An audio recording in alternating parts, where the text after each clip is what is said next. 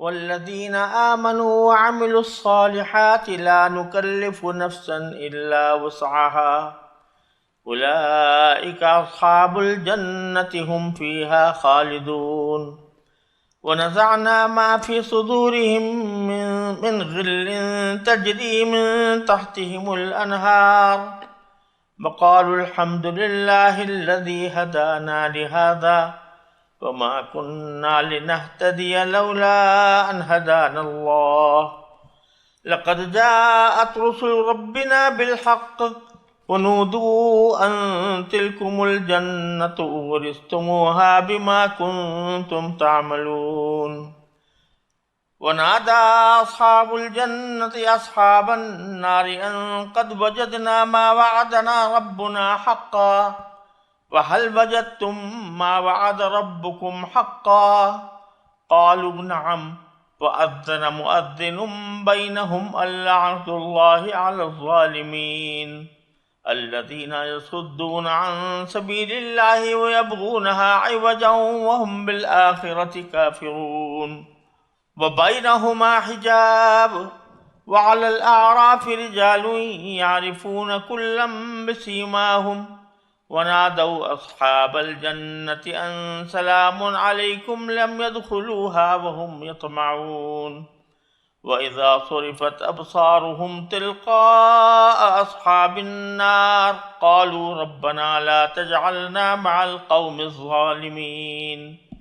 یہ سورہ اعراف کی آیتیں ہیں جو آیت نمبر 42 سے آیت نمبر 47 تک میں نے تلاوت کی ہیں۔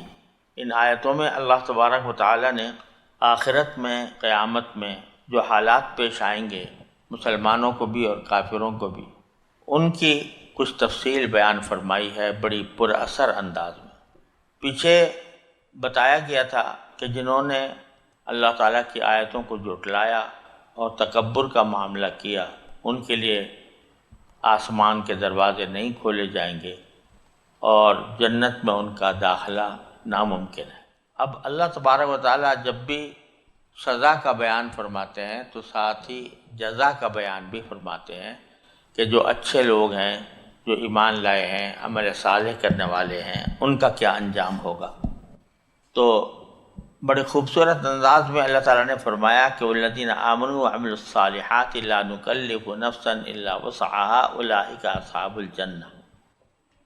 اگر دیکھا جائے تو اصل عبارت یوں تھی کہ والذین آمنوا وعملوا الصالحات اولئک اصحاب الجنۃ هم فیہا خالدون، کہ جو ایمان لائے، عمل صالح جنہوں نے کیے، وہ جنت والے ہیں اور جنت میں ہمیشہ رہیں گے۔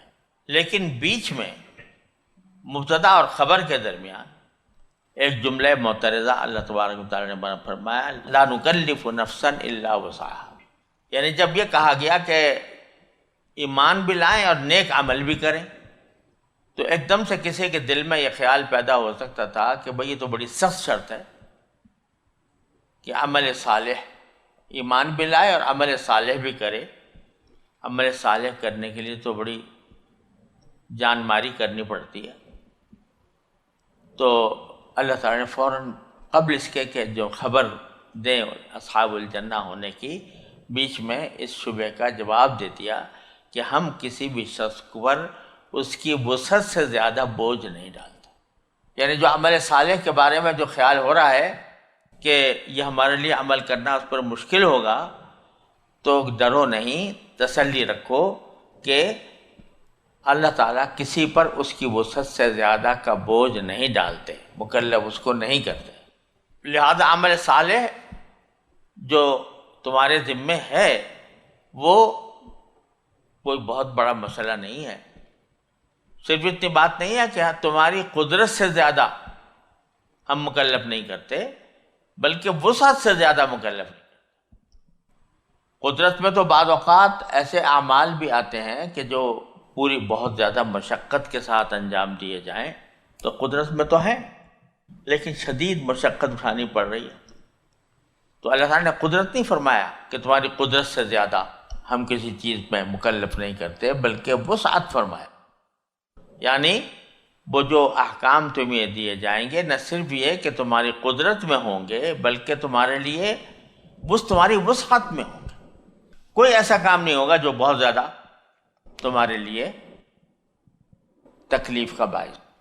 اس سے شریعت کا جو مزاج ہے وہ اس کی طرف اللہ تعالیٰ نے اشارہ فرما دیا کہ شریعت کا مزاج یہ نہیں ہے کہ بہت زیادہ بوجھ ڈالا جائے، بلکہ آسانی کے اور رفع حرج کے بہت سے پہلو شریعت میں رکھے گئے.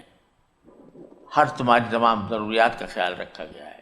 تم بیمار ہو تو تمہیں رخصت دے دی گئی، تم سفر میں ہو تو تمہیں رخصت دے دی گئی، تمہیں مختلف حالات کے اندر مختلف سہولتیں اللہ تبارک و تعالیٰ نے عطا فرمائی ہیں شریعت کے اندر. لہذا ڈرنے کی بات نہیں ہے، عمل صالح کرو گے تو اس کا انجام یہی ہوگا کہ اولئک اصحاب الجنہ ہم فیہا خالدون. پھر آگے فرماتے ہیں وَنَزَعْنَا مَا فِي صُدُورِهِم مِّن غِلٍّ. جب جنت میں لوگ پہنچ جائیں گے تو دنیا کے اندر ان کے سینوں میں جو کوئی ایک دوسرے کے خلاف رنجش تھی وہ ہم دور کر دیں گے. دنیا میں جب آدمی ہم رہتے ہیں تو اگرچہ ہمارے تعلقات کسی کے ساتھ دوستانہ ہیں، کسی کے ساتھ رشتہ داری کے ہیں، کسی کے ساتھ ویسے ہی میل جول ہے، اس میں رنجشیں بھی پیش آتی ہیں، ایک شخص کو دوسرے سے رنجش پیش آ جاتی ہے. لیکن اللہ جل جلالہ فرماتے ہیں کہ جب جنت میں جائیں گے تو جنت میں ہم دلوں سے وہ رنجشیں دور کر دیں گے. کس طرح دور کر دیں گے رنجشیں؟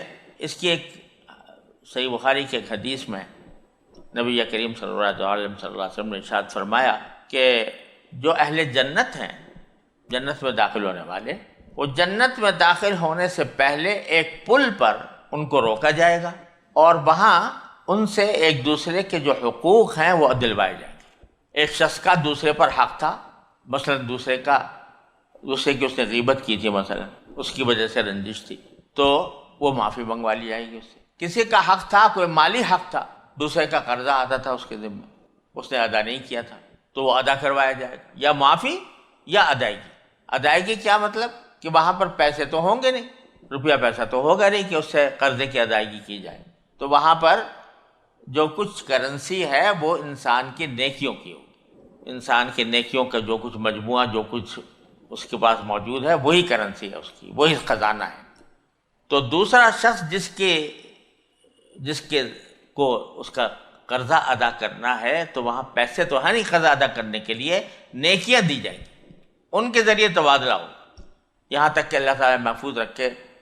ایک حدیث میں رسول کریم صلی اللہ علیہ وسلم کا یہ ارشاد بھی منقول ہے کہ آپ نے یہ فرمایا کہ مفلس وہ شخص ہے کہ جو بہت سارے نیک اعمال لے کر گیا تھا قیامت کے دن، لیکن دوسروں کے حقوق اس کے ذمہ لازم تھے، اس نے حق تلفیاں کی ہوئی تھیں، تو حقدار جو ہیں وہ کھڑے ہو گئے اور اس نے چونکہ روپیہ پیسہ تھا نہیں تو نیکیاں دینی شروع کی. کسی کو نماز دے دی، کسی کو روزہ دے دیا، کسی کو اپنی کوئی اور نیکی دے دی، یہاں تک کہ ساری نیکیاں چلی گئیں حقوق کی ادائیگی میں. یہ کھڑا رہ گیا، پھر بھی لوگوں کے حقوق باقی تھے. تو اس وقت اللہ تعالیٰ فرمائیں گے کہ اب ان کے گناہ ان کے کھاتے میں ڈالے جائیں گے. تو آیا تھا نامال صالحہ لے کر، لیکن مفلس ہو گیا اور اس کے نتیجے میں دوسروں کی برائیاں بھی گلے پڑ گئی. اللہ تعالیٰ محفوظ رکھے. تو بہرحال روایت میں یہ ہے کہ ایسا بدلہ دیا جائے گا. جب بدلہ لے لیا گیا، کہیں معافی ہو گئی، کہیں تلافی ہو گئی، تو جو اسباب تھے رنجش کے وہ دور ہو گئے. اور بعض روایات سے یہ بھی معلوم ہوتا ہے، بعض روایات میں مفسرین نے یہ بھی ذکر کیا ہے کہ جنت میں داخل ہونے سے پہلے ایک چشمے سے پانی پئیں گے اور پانی پینے کے نتیجے میں جو دل میں کدورتیں تھیں وہ ساری دھل جائیں گی، اور جب آخرت میں پہنچیں گے یعنی جنت میں پہنچیں گے تو بالکل ایک دوسرے سے دل صاف ہوگا. اور تفسیر ابن کثیر میں حضرت حافظ ابن کثیر نے نقل کیا حضرت علی رضی اللہ تعالیٰ عنہ کا قول. وہ فرماتے ہیں کہ مجھے امید ہے کہ انشاءاللہ ہم جب جنت میں اللہ تعالیٰ ہمیں پہنچائیں گے تو ہم اور عثمان اور طلحہ اور زبیر رضی اللہ تعالیٰ عنہم اجمعین انہی لوگوں میں سے ہوں گے جن کے سینے دخول جنت سے پہلے کدورتوں سے صاف کر دیے جائیں گے۔ یہ وہ حضرات تھے جن کے آپس میں دنیا میں اختلافات پیش آئے، نوبت جنگ تک بھی پہنچی، لیکن حضرت علی فرماتے ہیں کہ انشاءاللہ ہم لوگ جب جنت میں پہنچیں گے تو ہمارے دل ایک دوسرے سے صاف ہو چکے ہوں گے، اور پھر جنت میں جب پہنچیں گے تو اہل جنت کہیں گے کہ الحمدللہ الذی ہدانا لہذا، شکر ہے اللہ کا جس نے ہمیں اس کی ہدایت فرمائی۔ یعنی ایک تو ہمیں پیغمبر کے ذریعے، کتاب کے ذریعے بتایا کہ اس تک پہنچنے کا کیا راستہ ہے، اور پھر اس کی توفیق بھی دی، وَمَا كُنَّا لِنَهْتَدِيَ لَوْلَا أَنْ هَدَانَ اللَّهُ، اگر اللہ تبارک و تعالی ہمیں ہدایت نہ دیتا تو ہم خود ہدایت پانے والے نہیں تھے۔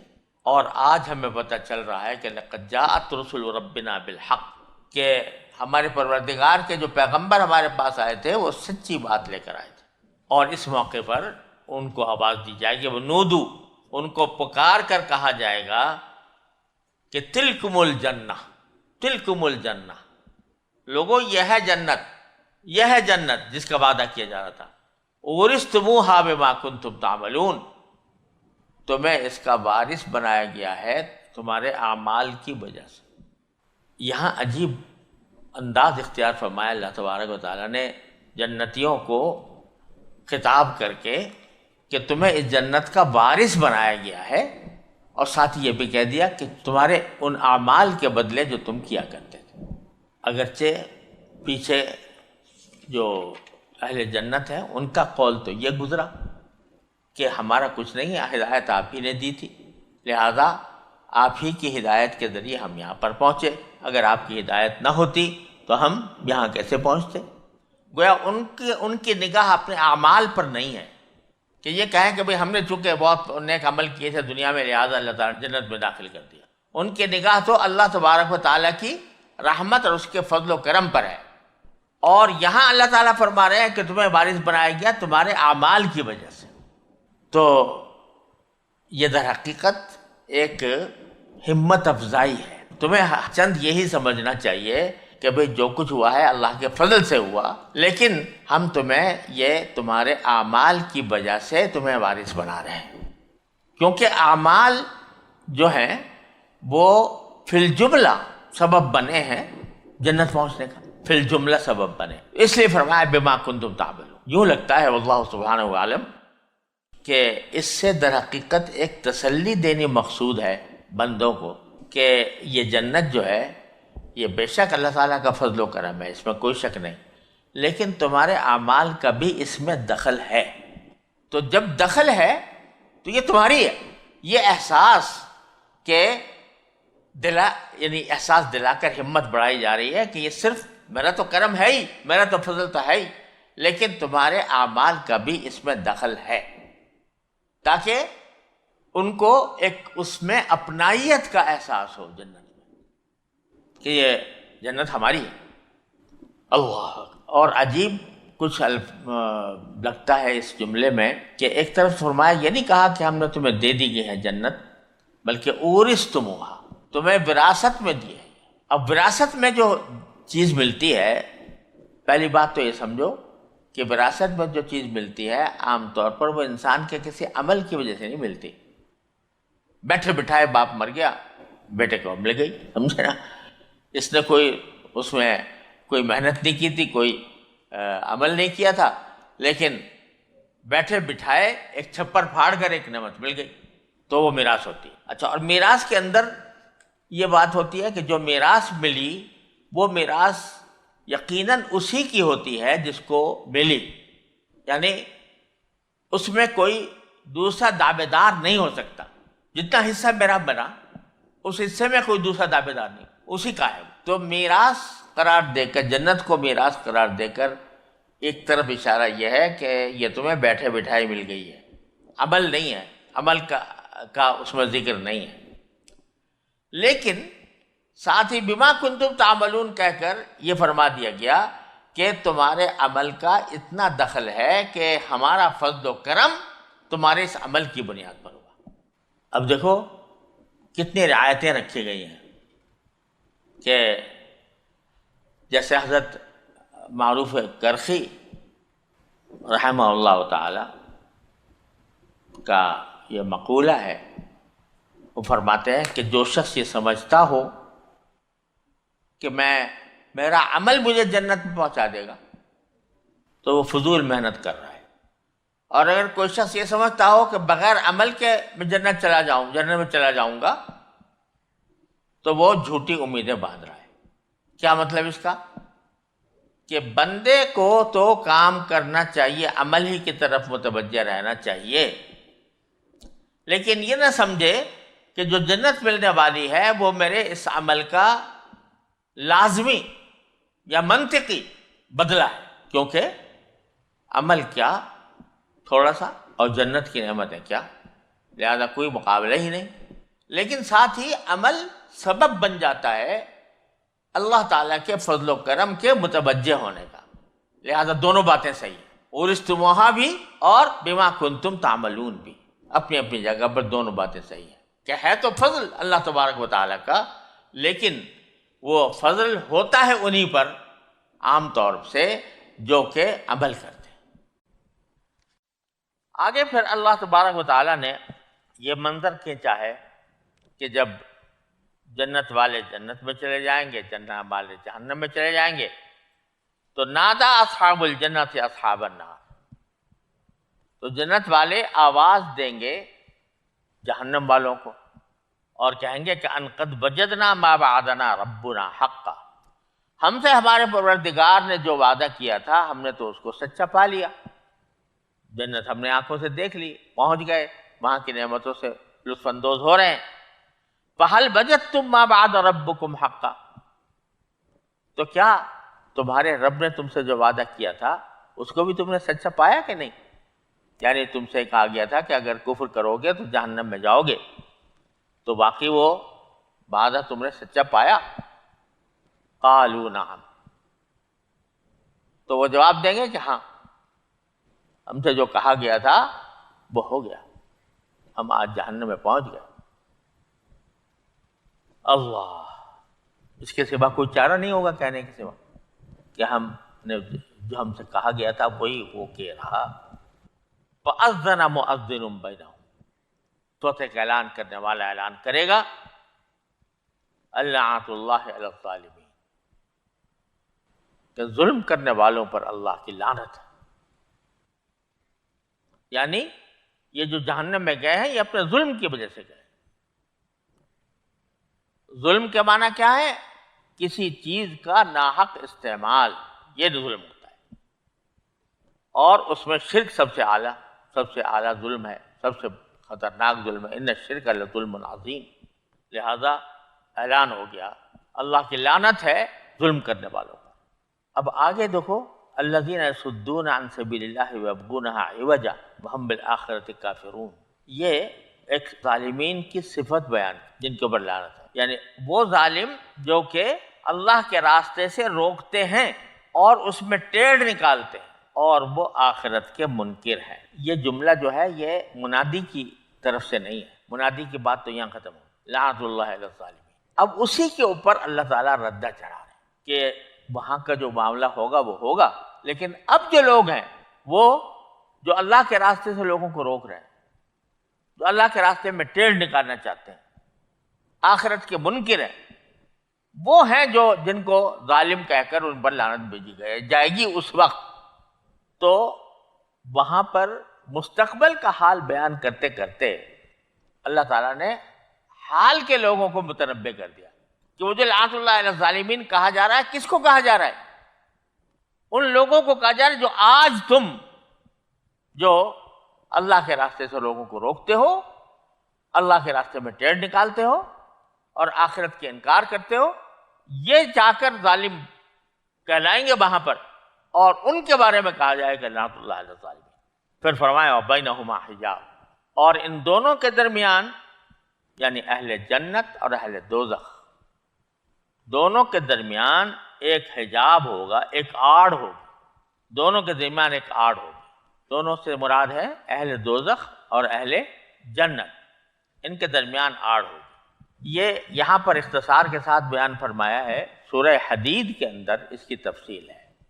اور فَضُرِبَ بَيْنَهُمْ بِسُورٍ لَهُ بَابٌ کہ کافروں اور مومنوں کے درمیان ایک فصیل کھڑی کر دی جائے گی. معصور کا لفظ آیا جو فصیل کو کہتے ہیں. اس کے اندر ایک دروازہ بھی ہوگا. بسور لہو باب. اور اسی کو یہاں حجاب سے تعبیر فرمایا. کیا معنی کہ اہل دوزخ اور اہل جنت کے درمیان ایک زبردست دیوار کھڑی کر دی جائے گی. فصیل جیسی دیوار کھڑی کر دی جائے گی. وہاں سورہ حدید میں یہ بھی ہے کہ جب جو اصل میں کافر ہیں ان کو تو پل صراط پر بھی جانے کی نوبت نہیں آئے گی. اللہ بچائے، ان کو جہنم میں بھیج دیا جائے گا. جو صاحب ایمان ہیں ان کو پل صراط سے گزرنا ہوگا. اب اس میں منافقین بھی شامل ہو گئے، کیونکہ منافق بھی زبان سے اپنے آپ کو مسلمان کہتے تھے. اچھا، اس صراط کے اوپر اللہ تبارک و تعالی نے مومنین کے لیے انتظام رکھا ہے روشنی کا، نور کا، کہ ان کے سامنے روشنی چل رہی ہے، ان کے دائیں طرف روشنی جا رہی ہے. تو منافقین جو ہیں وہ بھی کیونکہ نام لیتے تھے مسلمان ہونے کا، لہذا وہ بھی لگ گئے ساتھ. اب وہ ساتھ لگے لیکن مومنین آگے بڑھتے چلے گئے، روشنی ان کے ساتھ بڑھتے چلی گئی. تو منافقین نے پکار کر کہا کہ ہمیں بھی اس روشنی میں کچھ حصہ دے دو. تو اس کے جواب میں یہ کہا جائے گا پیچھے جاؤ، پیچھے جاؤ. یعنی اب تم ہمارے ساتھ نہیں چل سکتے کیونکہ حقیقت میں تم مومن نہیں تھے. لہذا وہ جب پیچھے جائیں گے تو پھر ضُرِبَ بِسُورٍ لَهُم باب، فصیل کھڑی کر دی جائے گی. باطنُهُ فِيهِ الرَّحْمَةُ وَظَاهِرُهُ مِن قِبَلِهِ الْعَذَابُ، کہ اس کا جو اندرونی حصہ ہے یہاں جس میں مومن داخل ہو گئے ہیں اس میں تو رحمت ہی رحمت ہے، اور جو باہری بیرونی حصہ ہے جہاں منافقین رہ گئے وہ عذاب ہی عذاب ہے. تو اس کو فرمانا ہے بینہما حجاب، یہاں پر ایک دیوار کھڑی کر جائے گی.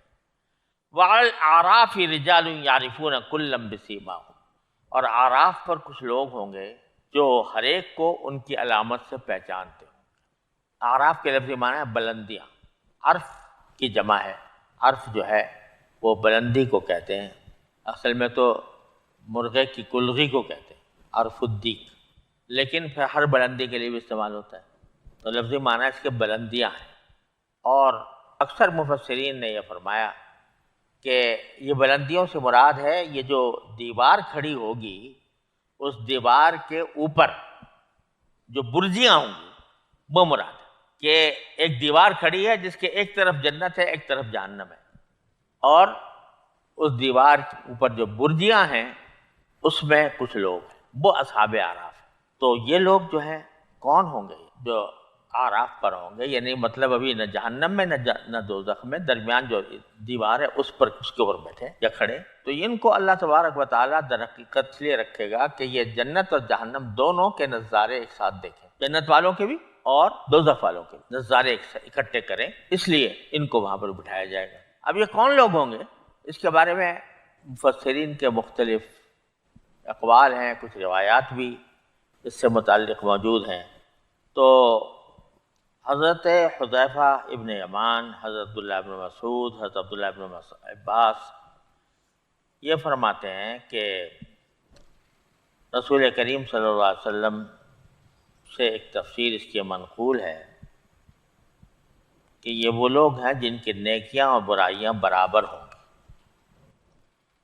اس لیے جہنم سے تو نجات ہو گئی مگر جنت میں ابھی داخل ہونے کا فیصلہ نہیں ہوا. ان کو اصحاب اعراف کہا جائے گا. تو چونکہ جہنم سے بچ گئے اس لیے خوش ہوں گے، لیکن ابھی جہنم میں جنت میں داخلے کا فیصلہ نہیں ہوا، جس کے لیے آگے آ رہا ہے کہ یہ داخل تو نہیں ہوئے لیکن ان کو امید ہے یا طمع ہے کہ ہم وہ بھی داخل ہو جائیں. تو اس طرح الفاظ جو ہیں وہ اس تفسیر کے اوپر پورے فٹ ہو جاتے ہیں. کچھ حضرات نے یہ فرمایا کہ اس سے مراد اعراف کے اوپر جو ہیں یہ وہ نہیں ہے جن کے نیکیاں اور بدیاں برابر ہو گئی، بلکہ یہ وہ ہیں جو دین کے داعی تھے، لوگوں کو دین کی طرف دعوت دیتے تھے. اس کو بعض نے علماء فقہا سے تعبیر کیا ہے، بعض نے اہل تقوی سے تعبیر کیا ہے. کہ در حقیقت یہ وہ لوگ تھے کہ جو لوگوں کو نیکی کا سبق دیا کرتے تھے، لوگوں کو نیکی کی طرف بلایا کرتے تھے، تو اللہ تبارک و تعالیٰ ان کو جنت میں داخل کرنے سے پہلے یہ ایک بلند مقام پر بٹھا کر جنت اور دوزخ دونوں کے نظارے کرائیں گے، تاکہ ان کے سامنے یہ بات آ جائے کہ جس بات کی ہم دعوت دیا کرتے تھے وہ کس طرح عملی شکل میں ہمارے سامنے موجود ہے۔ تو بعض حضرات نے یہ تفسیر بھی کی ہے، اور اس تفسیر کے مطابق لم يدخلها وهم يطمعون جو ہے کہ داخل نہیں ہوئے لیکن ان کے دل میں طمع ہے، تو مطلب یہ کہ ابھی داخل تو نہیں ہوئے لیکن چونکہ پتہ ہے کہ انشاءاللہ داخل ہونا ہے، لہذا وہ طمع ہے کہ جلدی سے جلدی ہم اس کام سے فارغ ہو کے اور پھر اپنے مقام تک چلے جائیں۔ تو دونوں باتیں بہرحال ممکن ہیں۔ خلاصہ یہ ہے کہ یہ اصحاب الاعراف ہوں گے، آخر میں ان کو جنت میں ہی پہنچنا ہے دونوں صورتوں میں۔ تو ان کی بات یہ ہوگی کہ یہ وہاں سے کھڑے ہوئے نظارہ کر رہے ہوں گے، یعرفون کلا بسیماہم، ہر ایک کو ان کی علامت سے پہچان رہے ہوں گے، کافر کو کفر کی علامت سے، ایمان کو مومن کو مومن کی علامت سے۔ مومن کی علامت اور کافر کی علامت کیا ہوگی؟ حضرت ابو ہریرہ رضی اللہ تعالیٰ عنہ کی ایک حدیث ہے، اس میں یہ بتلایا گیا کہ رسول کریم صلی اللہ علیہ وسلم نے فرمایا کہ امت محمدی علی صاحب الصلاۃ والسلام کی علامت یہ ہوگی کہ ان کی پیشانیاں، ان کے ہاتھ پاؤں چمک رہے ہوں گے وضو کے آثار سے، یہ علامت ہوگی، اس سے پہچان لیے جائیں گے۔ اور اہل کفر کی علامت یہ ہوگی کہ ان کے چہرے سیاہ پڑے ہوئے ہوں گے، علیہ غبرۃ قطر، غبار آلود ہوں گے، سیاہی چھائی ہوئی ہوگی، والعیاذ باللہ۔ تو وہ چونکہ سب کو پہچان رہے ہوں گے تو نادوا اصحاب الجنہ، وہ اصحاب الجنت کو آواز دے کر کہیں گے ان سلام علیکم، کہ سلامتی ہو تم پر، سلام کریں گے ان کو اہل جنت کو دیکھ کر۔ اور یہ قرآن کریم کے انداز سے کچھ ایسا لگتا ہے کہ یہاں دنیا میں تو جو تحیہ ہم کرتے ہیں وہ السلام علیکم، اور آخرت میں جہاں جہاں آیا ہے تو وہاں بغیر الف لام کے سلام علیکم، تو وہاں کا تحیہ شاید یہ بغیر الف لام کے ہوگا، سلام علیکم، سلامتی ہو تمہارے اوپر۔ وہاں السلام علیکم میں الف لام ہے تو الف لام کے اندر مخصوص سلامتی کا تصور ہوتا ہے، الف لام میں کا مطلب ہوتا ہے کوئی مخصوص چیز کی طرف اشارہ، اس کی طرف، تو مخصوص سلامتی ہوگی۔ اور سلام نکرہ ہے تو معنی ہر طرح کی سلامتی، تو اس واسطے آخرت کے لیے شاید یہ تفریق کی گئی ہے، واللہ سبحانہ وتعالی۔ لم يدخلوها وهم يطمعون، وہ ابھی جنت میں داخل تو نہیں ہوئے ہوں گے لیکن ان کے دل میں امید ہوگی، یا یوں کہہ لو کہ خواہش ہوگی یا طمع ہوگی، اشتیاق ہوگا، اشتیاق کے ساتھ امید لگائے ہوئے ہوں۔ وَإِذَا صُرِفَتْ أَبْصَارُهُمْ تِلْقَاءَ أَصْحَابِ النَّارِ، اور اگر ان کی نگاہیں پھیر دی جائیں گی دوزخ والوں کی طرف تو قالوا، تو وہ کہیں گے کہ ربنا لا تجعلنا مع القوم الظالمین، اے ہمارے پروردگار ہمیں ان ظالموں کے ساتھ نہ رکھیں، ان سے پناہ مانگے۔ تو اگر یہ وہ لوگ ہیں جن کی نیکی اور بدی برابر ہے تب تو معنی واضح ہے کہ یہ کہہ رہے ہیں کہ یا اللہ ہمیں ان کے ساتھ نہ رکھیے گا بلکہ ہمیں جنت میں داخل فرما دیجیے گا۔ اور اگر یہ وہ لوگ ہیں جن کو میں کہہ رہا ہوں داعیان حق تھے، تو داعیان حق جو ہوتے ہیں وہ بھی جنت کی طمع رکھتے ہیں۔ والذی اطمع ان یغفر لی خطیئتی یوم الدین، حضرت ابراہیم علیہ السلام فرماتے ہیں والذی اطمع ان یغفر لی خطیئتی یوم الدین، کہ جن کے بارے میں طمع رکھتا ہوں کہ اللہ تعالیٰ میری مغفرت کرے قیامت کے دن۔ وہاں طمع کا لفظ استعمال ہوا ہے، باوجود ابراہیم علیہ السلام کے اتنے مقام بلند ہونے کے، لیکن وہ طمع کا لفظ استعمال کر رہے ہیں کہ مجھے امید ہے۔ تو ایسے یہ بھی کہہ رہے ہیں ہم یطمعون، اور بڑے سے بڑا نیک انسان کیوں نہ ہو لیکن اللہ تعالیٰ کی خشیت سے تو کوئی مستثنا نہیں، لہذا ان کا یہ کہنا کہ یا اللہ ہمیں ظالم لوگوں کے ساتھ نہ رکھیے، یہ ان کی خشیت کا تقاضا ہے، ان کی بندگی کا تقاضا ہے، ان کے عز و نیاز کا تقاضا ہے، اس لیے وہ پناہ مانگے۔